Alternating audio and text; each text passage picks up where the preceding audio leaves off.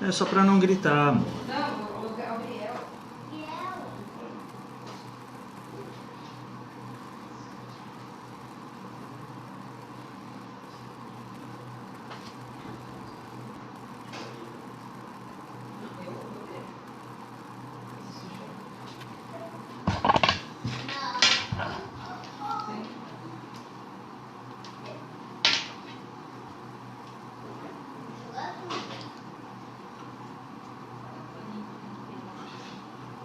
Bom dia, boa tarde, pessoal, boa noite para quem estiver vendo à noite, quem estiver vendo no gravado. Esse é mais um Pergunta para o Vagnão, mais um sabadão juntos. Agradeço a presença de todos. Depois só me dá um ok se o áudio tá legal aí para vocês, por favor. E então, Pergunta para o Vagnão, que faz parte do projeto Perícia Sem Segredo, onde eu ajudo os profissionais de segurança do trabalho a atuarem com perícias trabalhistas, como assistente técnico, né? Então, seja qual for o profissional.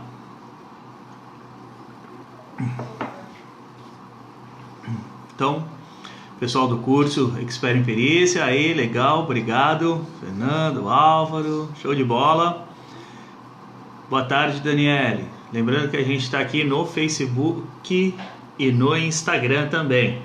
Então, se alguém tiver alguma pergunta, é só formular a pergunta aqui. Eu tento já encaixar ela aqui no meio e a gente já responder hoje, tá? Sempre quem está online tem preferência, né? Então, o pessoal vai me mandando aí durante a semana as perguntas. LinkedIn, Facebook, Instagram, né? Por todas as redes que acompanham. Boa tarde, pessoal. Boa tarde, André, Fábio. E aí eu trago no sábado para responder, mas se você está aqui online comigo é só fazer que eu já respondo de bate-pronto, ok? Vamos lá.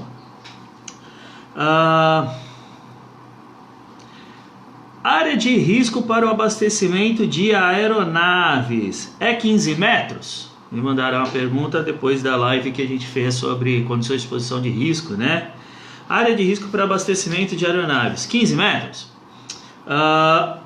Não, tá? Área de risco, então, como eu costumo dizer, é começar começando já, né? Não tem essa daí, não tem enrolação aqui, não. Engie Camargo está perguntando aqui sobre honorários. Já vou responder, só um segundo, só pra gente para responder essa primeira aqui, mas eu já vou falar sobre como cobrar os honorários. Vamos lá. Então, área de risco para abastecimento de aeronaves, 15 metros? Não. Por que não?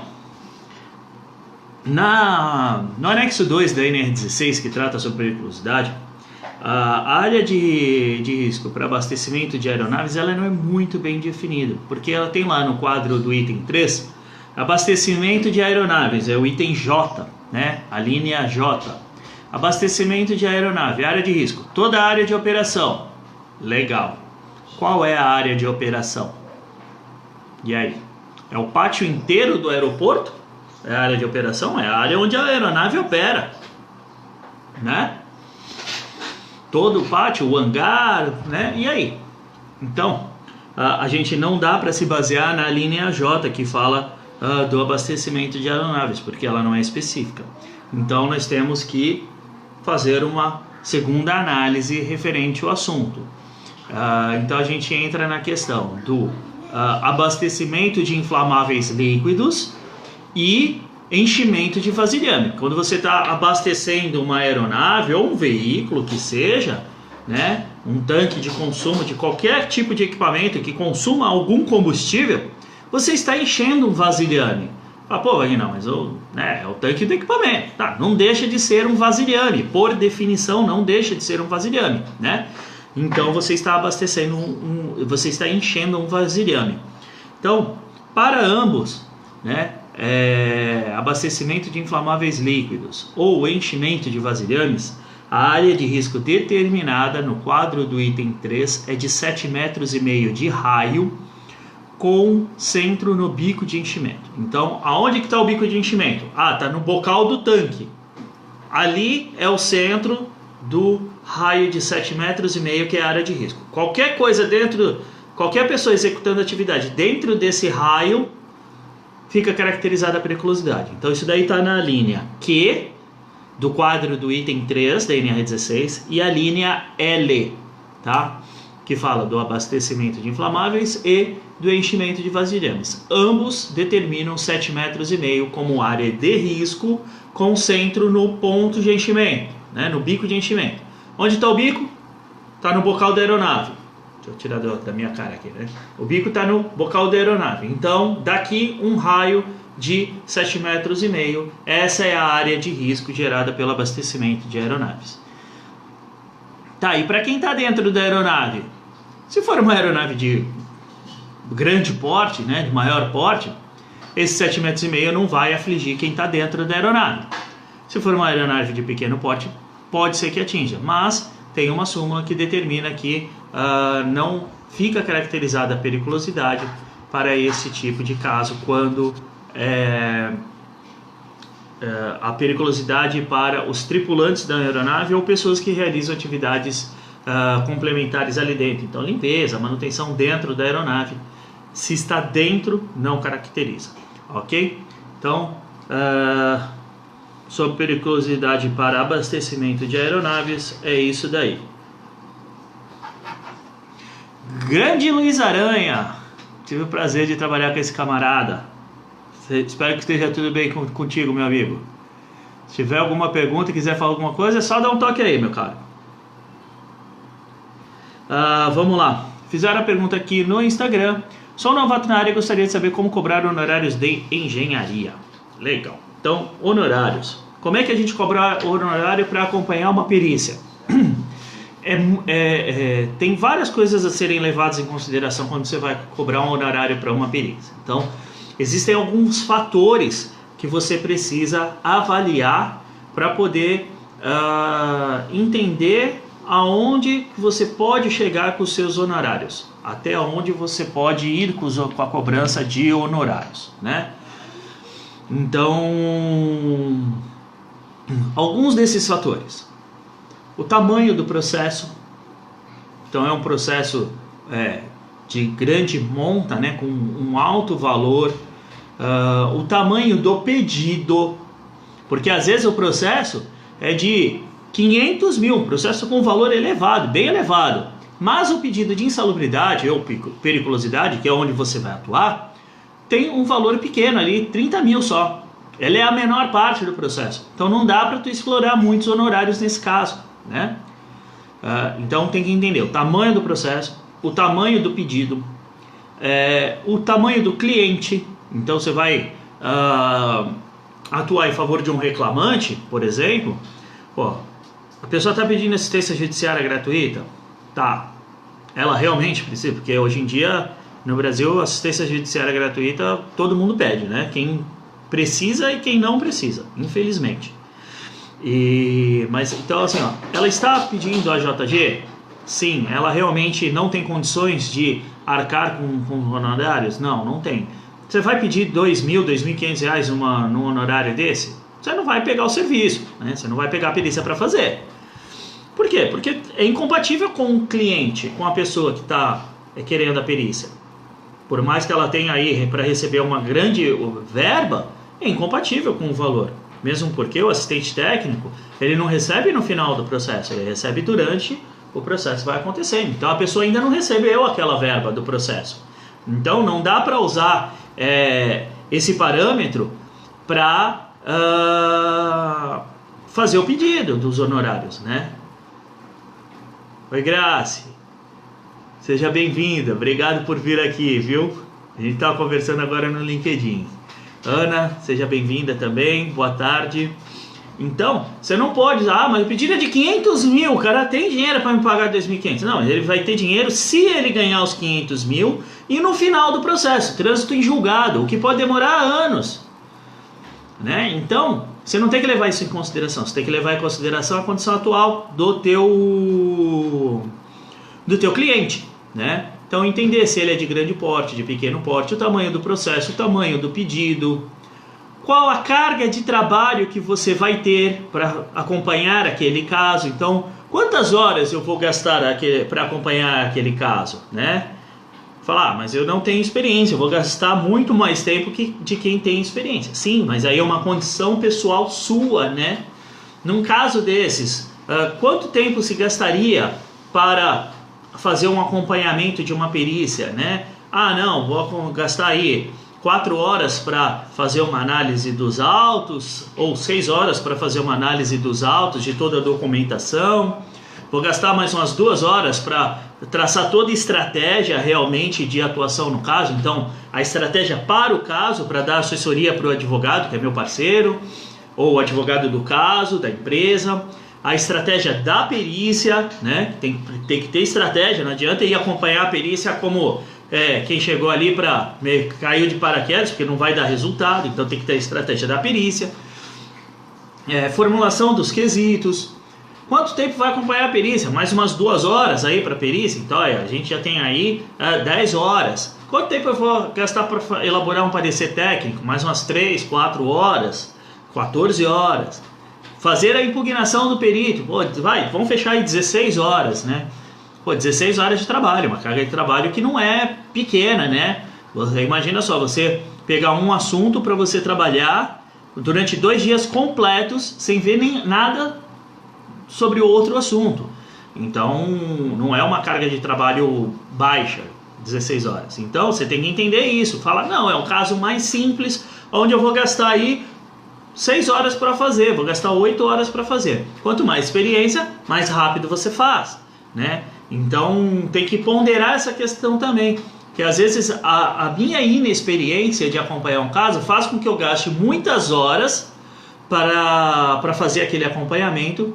E se eu levar somente isso em consideração na hora de propor os honorários, o meu valor vai destoar da carga de trabalho real do processo. Então, esse é um outro fator a se verificar. Tem uma continha para ser feita também, né? Que é você pegar o valor do salário mínimo, né? Multiplicar a quantidade de horas por 1/5 do valor do salário mínimo. Vai te dar uma boa noção sobre honorários, né? Sobre o montante dos honorários. Os peritos também adotam esta prática, só que os peritos adotam cerca de 1/3 do salário mínimo. Então aí vai depender do porte de toda essa análise para você fazer os ajustes, né? Então varia isso tudo. A Graça está perguntando aqui quanto o iniciante cobraria por hora como assistente técnico. Nessa faixa, tá, Graça? 1/5, 1/6 do salário mínimo. Ah, tá. Sempre a Taizinha me ajudando aqui. Então é sempre nessa faixa por hora, cerca de 200, 165 reais por hora, tá? Para quem está iniciando já é um bom valor. As perícias, elas variam aí, né?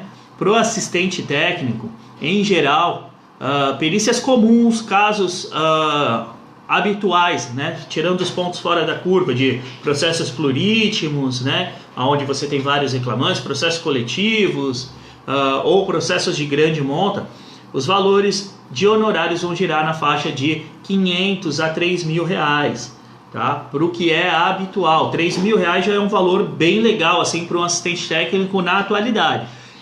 Já teve períodos que 3 mil reais era a média, né?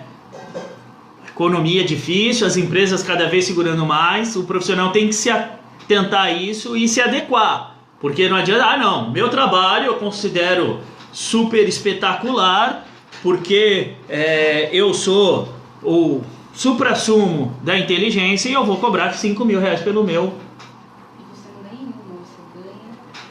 meu honorário, né? Então, você vai cobrar 5 pau, você não vai ganhar nada. Você não vai conseguir nenhum processo, ou vai conseguir 1, 2, no máximo, né?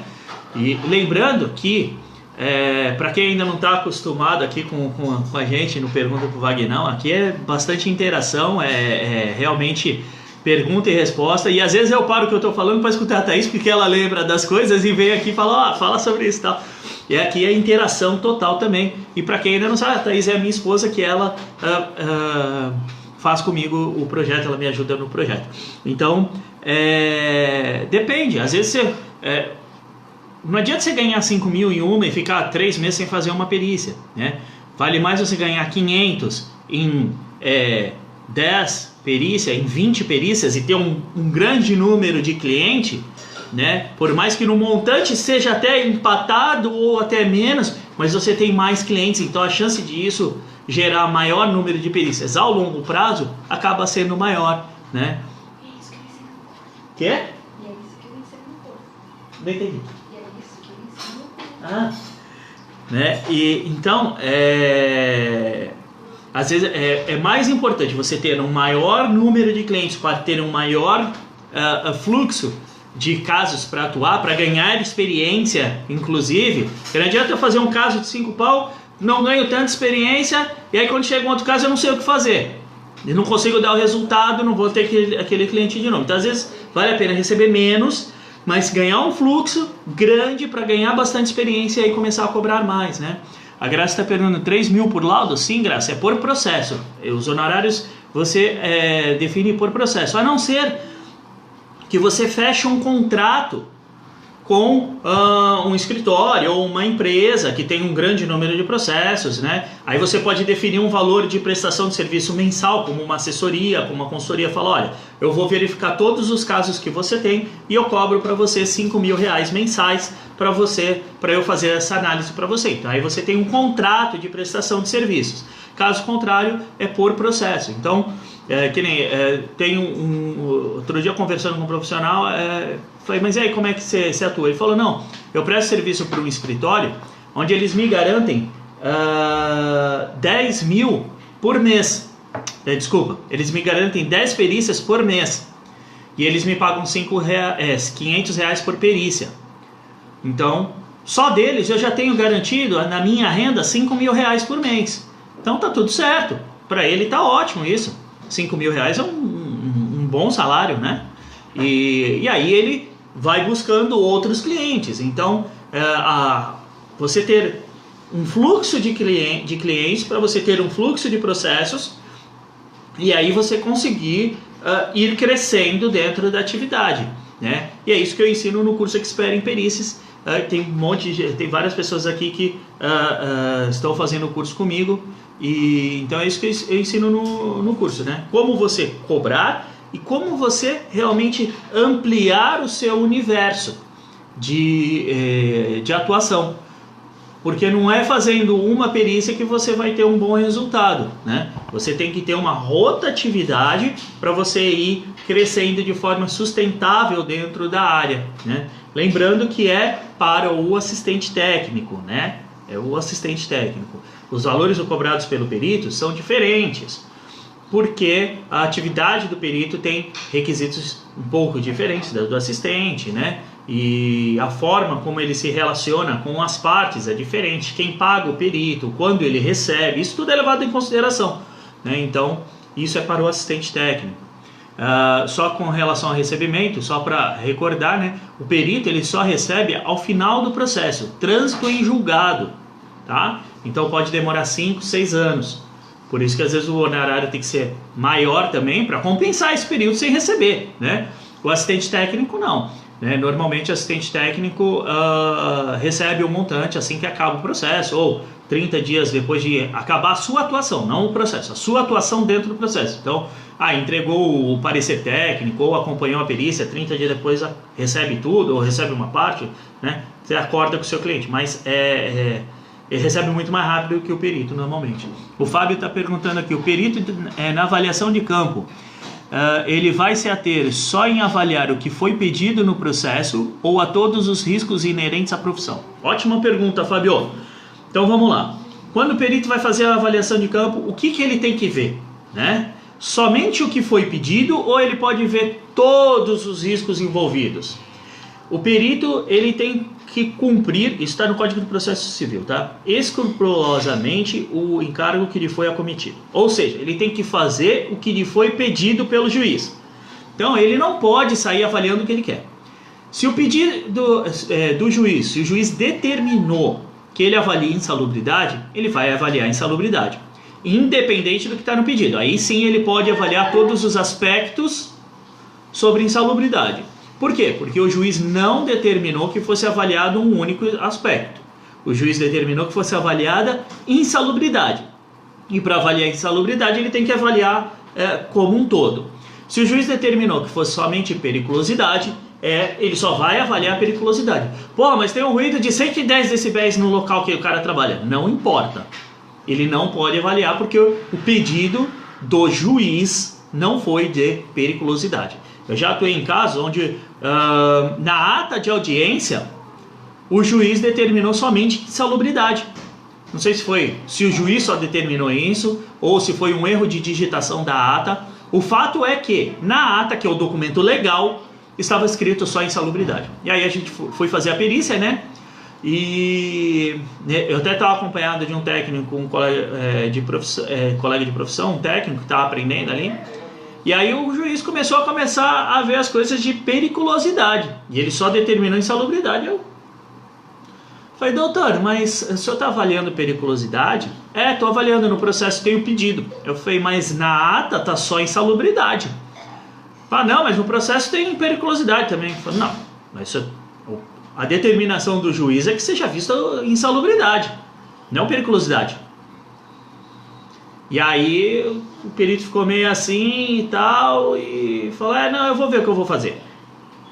E fez a avaliação dele, ok, sem problema algum, né? No meu parecer técnico, eu só fiz a avaliação de insalubridade, só coloquei a avaliação de insalubridade. Periculosidade, eu pus a cópia da ata dizendo que era somente insalubridade, né?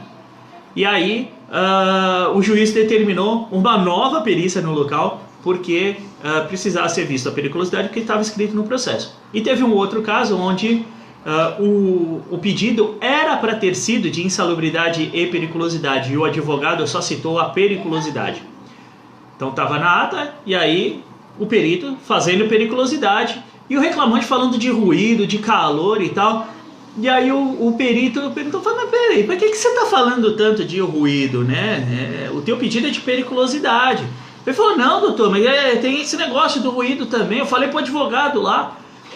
Aí a gente foi ver, o advogado não citou no processo a insalubridade. Então, o perito avalia o que está na ata de audiência determinado pelo juiz, ok? Se é insalubridade, tudo sobre insalubridade. Se é periculosidade, tudo sobre periculosidade, independente do pedido.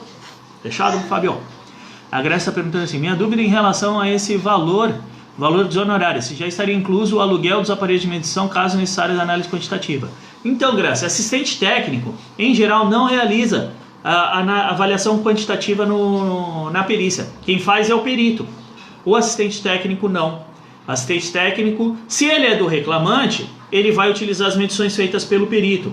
Se ele é da reclamada, ele vai utilizar as medições que a reclamada deveria ter feito. Ah, mas a reclamada não fez. Tá, ele vai usar o do perito.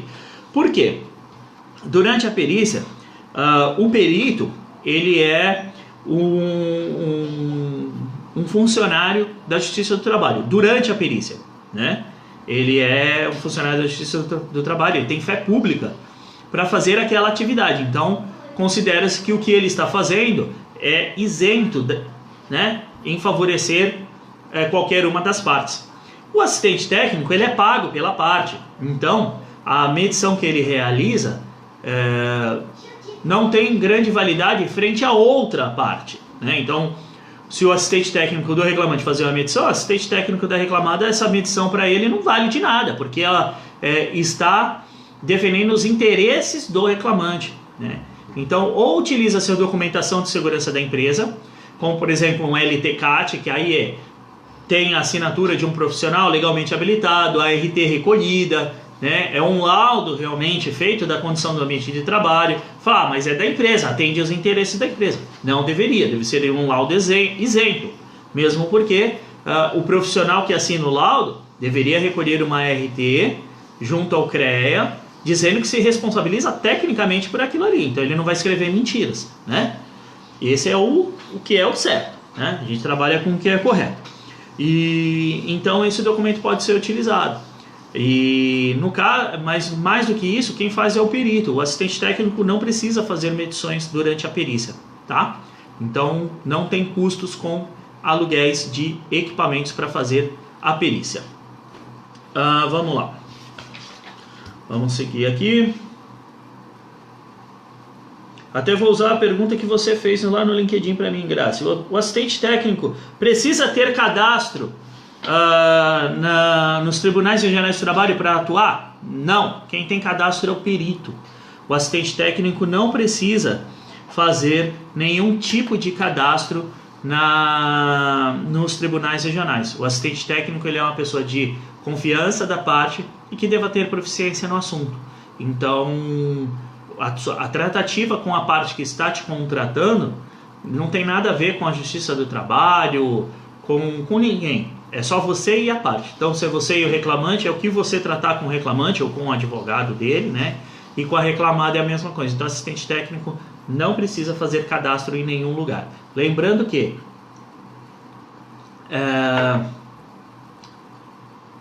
em alguns tribunais regionais já está sendo exigida experiência para o perito, para o profissional que quer atuar como perito, engenheiro de segurança que quer atuar como perito. Em alguns tribunais regionais já está sendo exigida a experiência. Então quem é recém-formado já está encontrando uma barreira para atuar como perito, o que não acontece, ou acontece em menor grau como assistente técnico. Como assistente técnico, o que vale é o resultado que você é capaz de gerar para o seu cliente, não a experiência que você tem. Porque assim, você pode ter 20 anos atuando como profissional de segurança do trabalho, seja técnico, engenheiro, tecnólogo, enfim.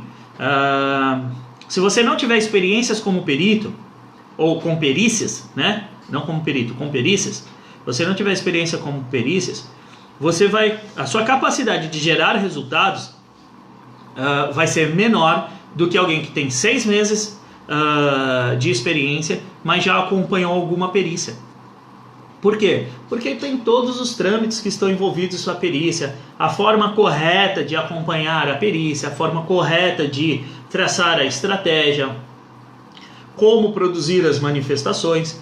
Então, essa pessoa vai conseguir dar um melhor resultado do que quem tem 20 anos, por exemplo, fazendo PPRA, acompanhando liberação de trabalho, sabe tudo de espaço confinado, trabalho em altura, mas como perícia não tem experiência. Então, a forma de ganhar experiência, a melhor forma de ganhar experiência para atuar, quem é engenheiro e deseja atuar como perito, a melhor forma de ganhar experiência é atuando como assistente técnico, ok? Cadastro no TRT online? Sim, para os peritos sim, online. Vamos aqui no Facebook, deixa eu só abaixar aqui que veio aqui, 2 perguntas. O Thiago aqui.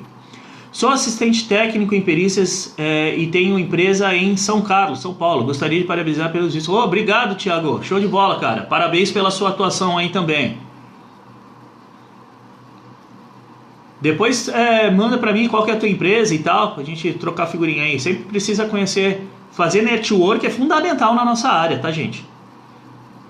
Porque às vezes pode ter uma perícia lá em São Carlos que chegou para eu fazer, eu não consigo ir lá fazer, eu passo pro colega de profissão, né? E a mesma coisa, e assim gira o mundo, né? As pessoas se ajudando, tá? Wagner, tive um caso que vale a pena salientar, o Marcelo. Vamos lá, Marcelão. A perícia era de acidente de trabalho e nos quesitos a advogada fez a seguinte pergunta. O setor era salubre para que o acidente ocorresse? Opa, deixa eu voltar aqui. O setor era salubre. O setor era salubre para que o acidente ocorresse? O perito limitou-se a responder que sim, o setor era insalubre e não era objeto do processo. O reclamante abriu outro processo pedindo insalubridade. Exatamente. Aí o parceiro está complementando aqui. Cuidado com o que pergunta nos quesitos. Exatamente. O que ele está comentando, assim, só para o pessoal que está aqui no Insta, teve uma perícia de um acidente e durante os quesitos, que são as perguntas que são feitas no processo, o advogado perguntou se o ambiente era salubre, né? Isso não tem a ver com o objeto da perícia. O objeto da perícia era análise de acidente, não era insalubridade. E aí levantou a lebre para o reclamante, que depois entrou com outro processo pedindo insalubridade. Porque o perito respondeu, era insalubre, mas não é objeto da perícia. Aliás, o perito não deveria nem ter entrado nessa questão de insalubridade ou não. a forma mais correta que o perito deveria ter respondido era: quesito prejudicado não faz parte do contexto do trabalho, né? Então, ele não precisaria nem ter respondido.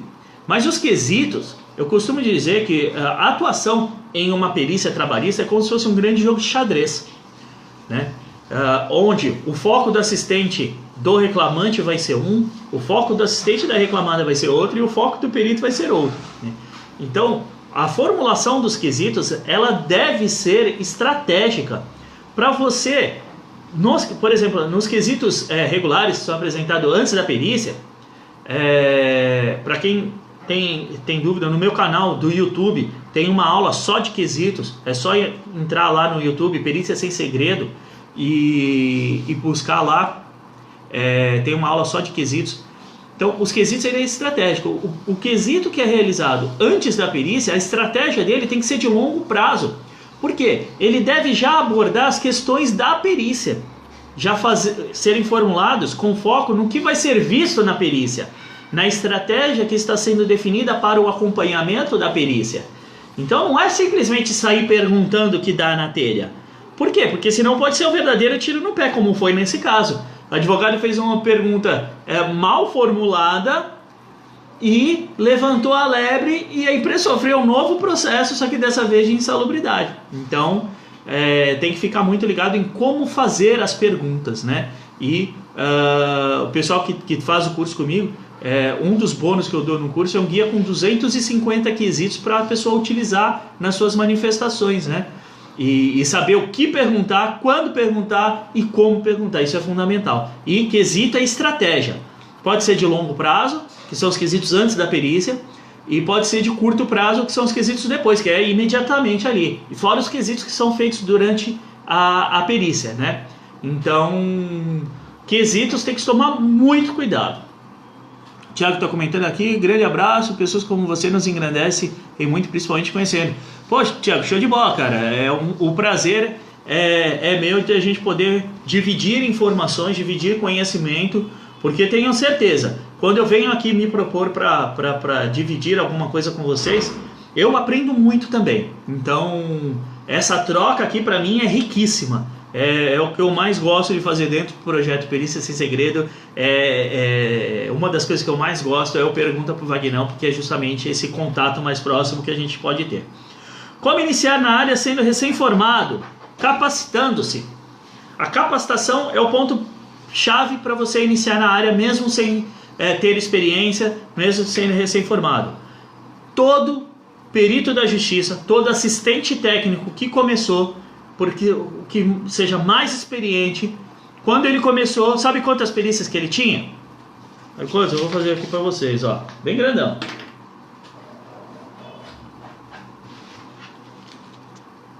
0.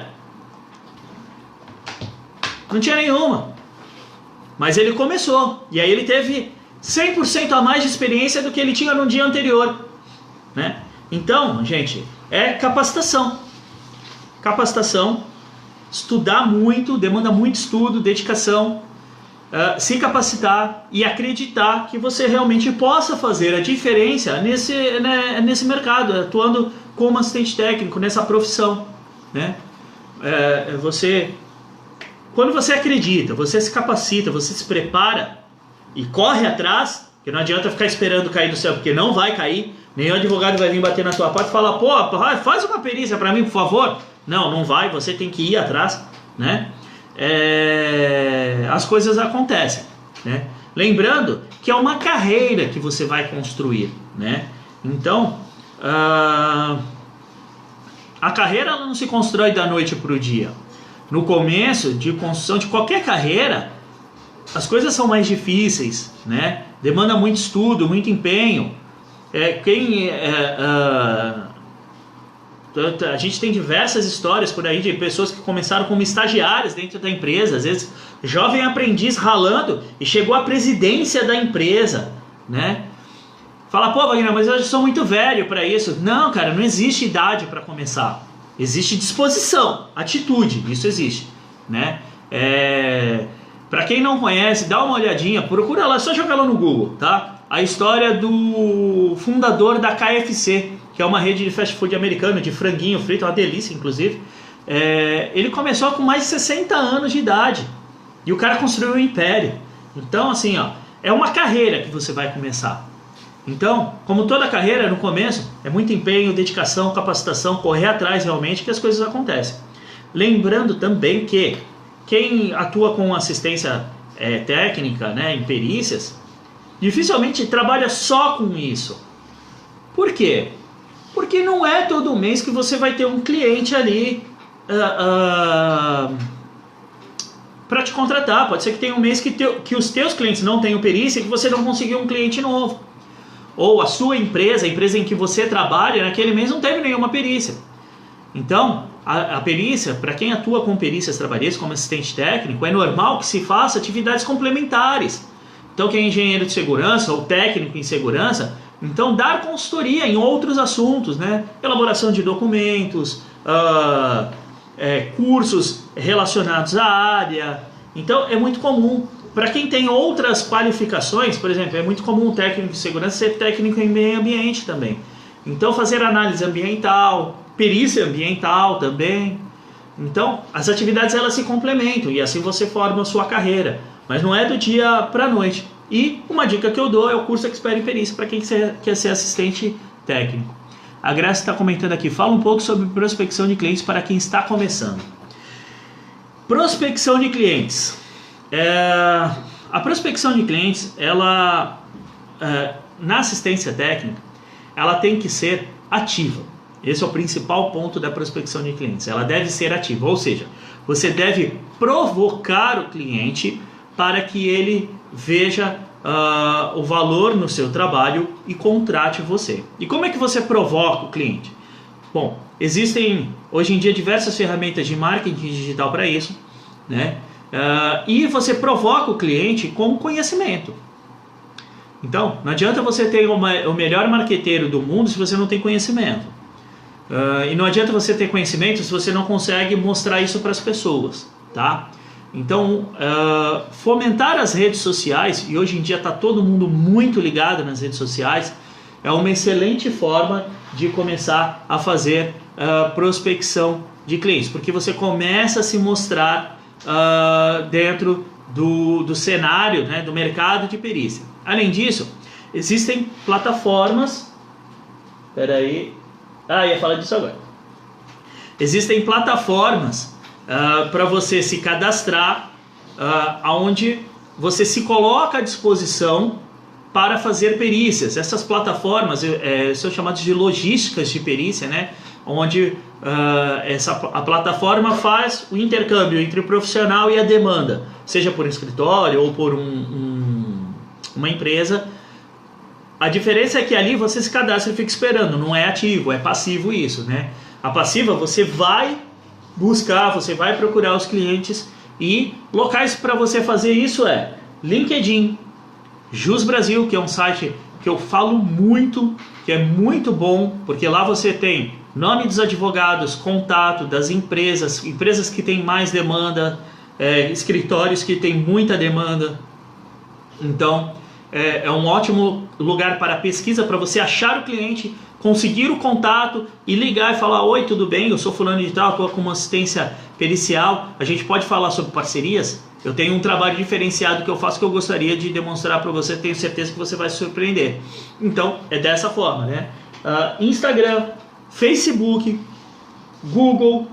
Então, participar dos grupos de discussão relacionados à área. Por quê? Porque sempre tem alguém vendo ali, empresas, profissionais. Às vezes tem grupo de peritos, surge lá uma questão qualquer, você responde, a pessoa vai entrar em contato contigo, né? Então, para quem está começando, as redes sociais são fundamentais para fazer a prospecção de clientes. Então, utilizar todas elas, se mostrar, mas mostrar como profissional. Não adianta você pegar o teu perfil particular, que aparece você no fim de semana na praia. Não tem nada de errado, eu moro em cidade de praia, adoro praia, né? Mas você mostrar você ali na praia, você no churrasco com amigos, ou frequentando algum templo relacionado à religião que você gosta. Afinal, é sua rede particular, você coloca aquilo que você acha legal, né? e utilizar isso para o trabalho. Por quê? Porque vai ter alguém que não compactua, ou pode ter alguém que não compactua com aquele seu hábito. E você pode perder uma indicação ou uma contratação por isso. Então, parece você, sei lá, tomando um copo de cerveja. E aí tem um advogado que está precisando de um assistente técnico, ficou sabendo de você, vai olhar o teu perfil, só que o cara não deve, preza por outros hábitos, fala, pô, eu não quero me associar a essa pessoa. Então é importante que você tenha redes profissionais, né? O LinkedIn, se você tem uma rede pessoal no LinkedIn, como ela é uma rede social voltada para assuntos profissionais, as pessoas não colocam coisas pessoais lá. Então você pode, neste caso, utilizar a sua rede que você já tem profissional para fomentar ela com o assunto de perícia. Então fazer pequenos artigos sobre o que é insalubridade, o que é periculosidade, começar devagarzinho, né? Escrevendo, fazendo vídeos e ir colocando ali. Você começa a ser visto e aí você começa a gerar valor para as pessoas que te acompanham e com isso as pessoas te veem como autoridade. Quando você é visto como autoridade, a pessoa tende a ter a confiança de se sente atraída, né? E confiante de te fazer uma pergunta. E aí você ajuda sem ganhar nada. A gente tem que pensar um pouco mais no próximo também, né? Então você ajuda sem ganhar nada. Porque às vezes você responde uma pergunta de uma dúvida, que era um caso que a pessoa estava quebrando a cabeça, e ela vai se sentir agradecida. E quando ela tiver a oportunidade, ela vai te chamar para fazer uma parceria. Isso é fato. Então é muito importante que a gente não pense só em dinheiro. Esse é um dos erros mais comuns dos assistentes técnicos, focar no honorário, né? Tem uma frase muito boa que eu escutei, que é a seguinte: quando você tira o cifrão do olho, ele vem para o bolso.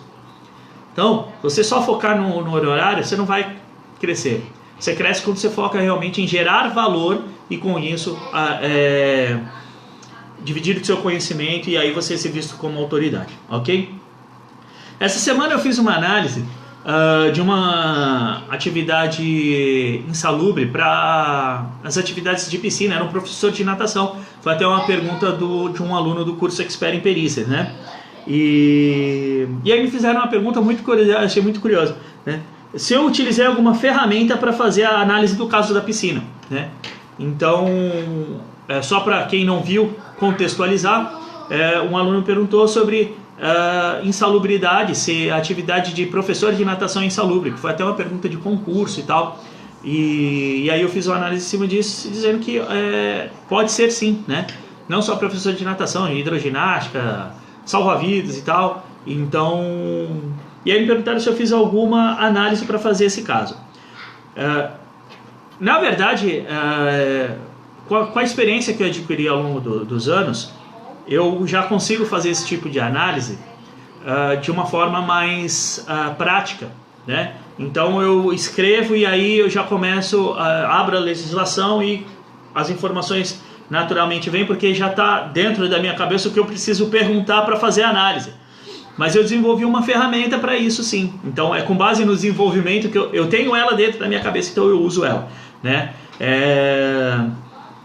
De como fazer uma avaliação qualitativa, né? Como você pensar de forma qualitativa. Então, a ferramenta que eu utilizei foi a ferramenta que eu desenvolvi ao longo dos anos, que eu chamo de análise de verificação de risco processual, né? O pessoal que está fazendo o curso comigo, Expert em Perícia, a chance de êxito, a análise da chance de êxito na perícia ou no processo, né? Então, tem algumas perguntas chaves que você faz, que você consegue chegar no resultado da análise, no resultado conclusivo, de olha, pode sim ser caracterizado e o porquê, né? E se não, o porquê não também. Então, a ferramenta é essa que eu utilizo, foi a que eu desenvolvi ao longo dos anos dos casos em que eu atuei, né? E quem faz o curso tem disponível essa ferramenta para fazer as suas análises durante a sua atuação. Já tem data para a próxima turma do curso? Data certa não, mas em maio, agora este mês, vai ter uma nova turma do curso Expert em Perícias, tá? Diferença do assistente técnico para o perito judicial, ou chamado jurisperito, tá? A diferença. O curso, o Thiago está perguntando, o curso Expert em Perícia é online? 100% online, Thiago. São videoaulas, tá? Tem a apostila e são feitas videoaulas onde eu explico todos os assuntos relacionados à atuação do assistente técnico. O foco é a atuação do assistente técnico, né?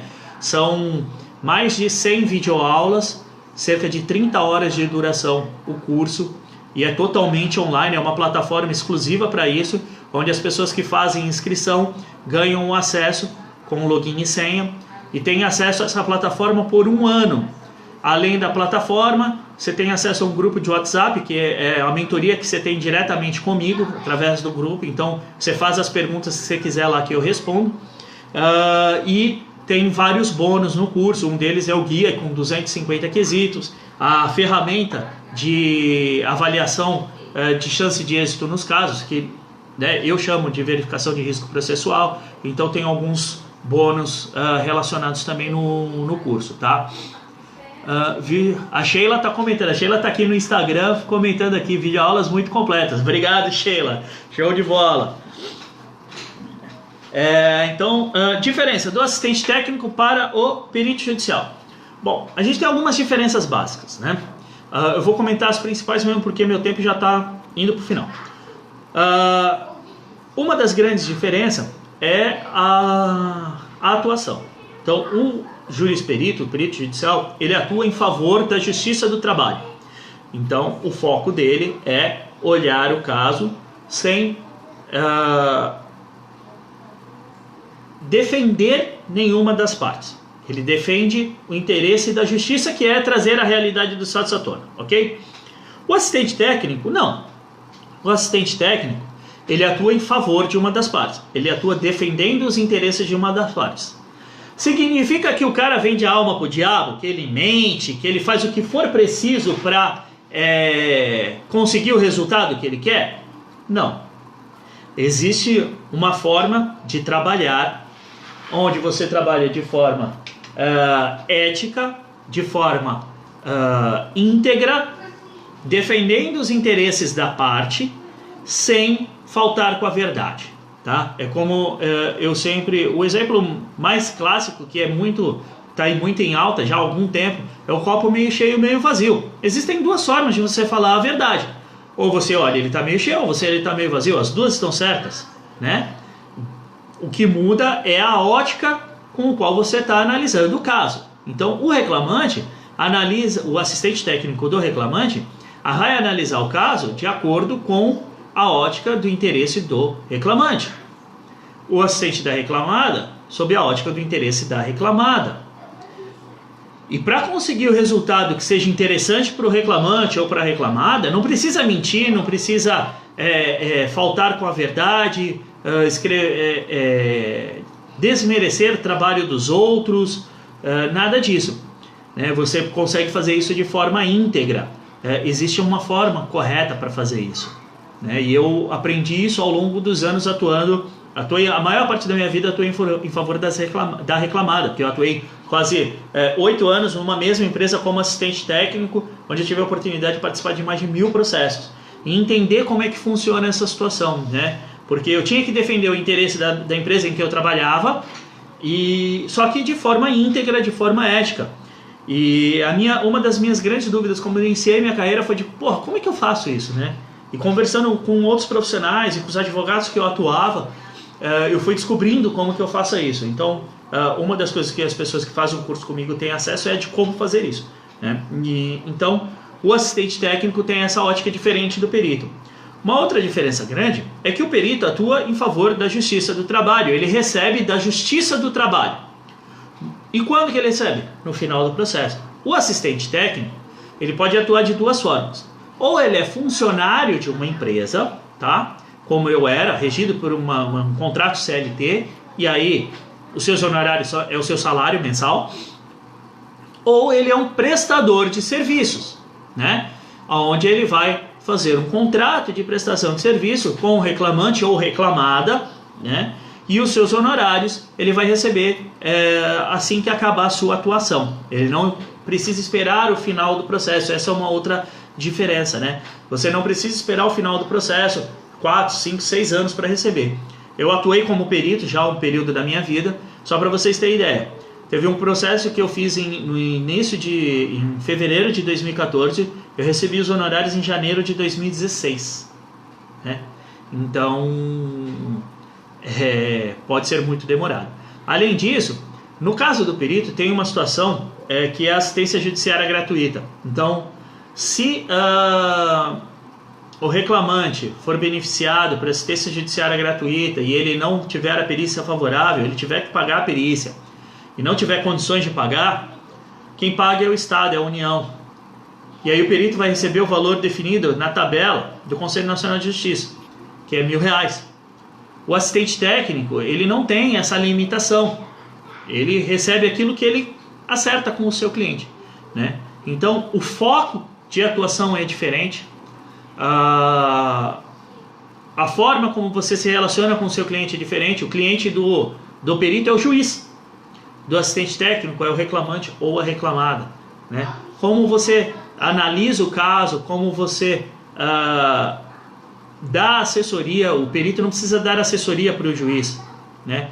Eventualmente em uma conversa, mas ele faz só o trabalho dele. O assistente técnico não, ele dá assessoria para a parte que ele trabalha, né? De qual a melhor estratégia para o caso, a melhor estratégia para a perícia. Então as atuações têm várias diferenças. O Floriano está perguntando aqui no Facebook: tecnólogo pode trabalhar com perícia? Sim, Floriano. Tecnólogo em segurança do trabalho, técnico em segurança do trabalho, engenheiro de segurança do trabalho são habilitados a trabalhar com perícia como assistente técnico das partes. Tecnólogo e técnico não pode ser perito da justiça. Perito somente engenheiros, é o que diz a legislação. Artigo 195 da CLT e 466 do Código do Processo Civil, tá? Então, o assistente técnico pode ser tecnólogo ou técnico de segurança. Então é um ótimo campo de atuação para os tecnólogos, principalmente porque o tecnólogo ainda não está inserido na NR4, né? Ele não faz parte do SESMIT. Então é uma função, uma profissão regulamentada que não faz parte do SESMIT. Isso é uma baita, considero pelo menos uma baita sacanagem, né? Desculpa a palavra aqui. Então, geralmente o tecnólogo ele vai atuar com o quê? Com gestão, né? Então ele vai fazer, vai ser analista de segurança, vai fazer gestão de segurança. Então, atuar com perícias é uma ótima forma de expandir o campo de atuação do tecnólogo, tá? Vamos para a última.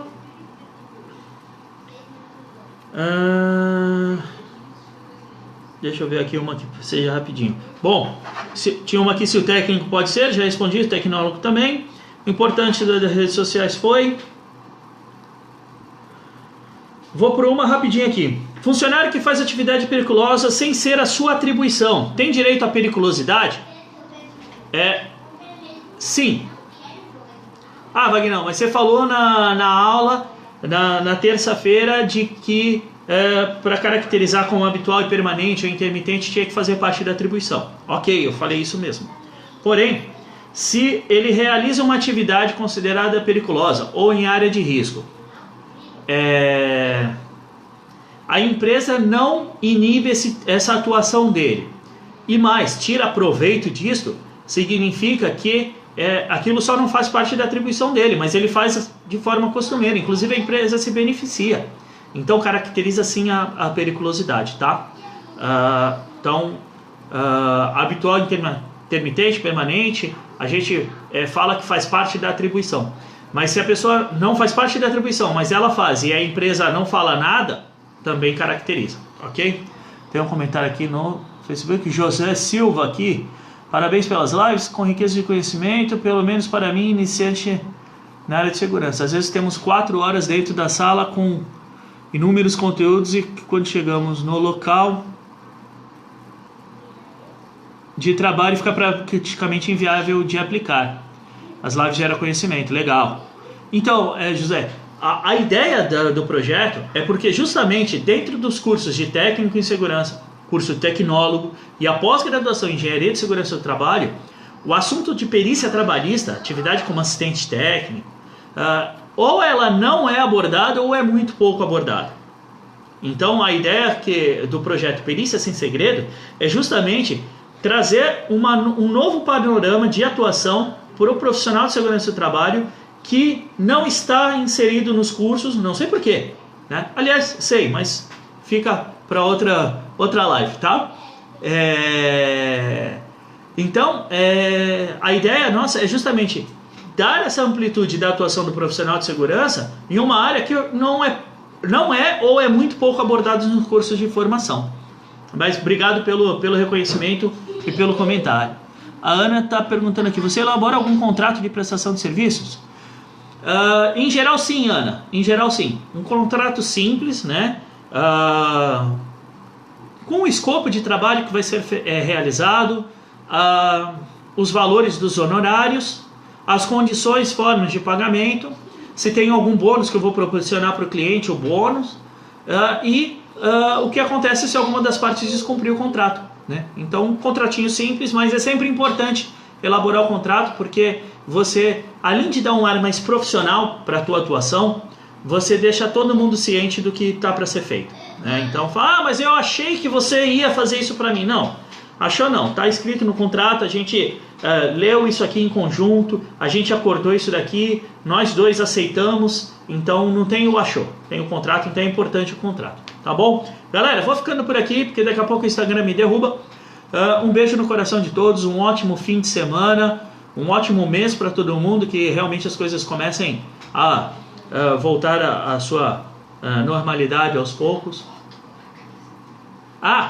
E eu vou deixar no meu perfil uma foto com essa camiseta azul aqui, fazendo assim, para vocês fazer um comentário lá o que vocês acharam da live, qual foi o insight que você teve, né? Então, o que você conseguiu pescar aí de conhecimento que você talvez não tinha antes e adquiriu assistindo esse Pergunta pro Vagnão. Deixa lá um comentário, faz uma pergunta, isso me ajuda demais a produzir conteúdos novos e a seguir adiante. Esse é um dos meus combustíveis. Então vou deixar a foto assim, com essa camisetinha azul. Comenta lá pra mim, por favor. Um forte abraço a todos, fiquem com Deus.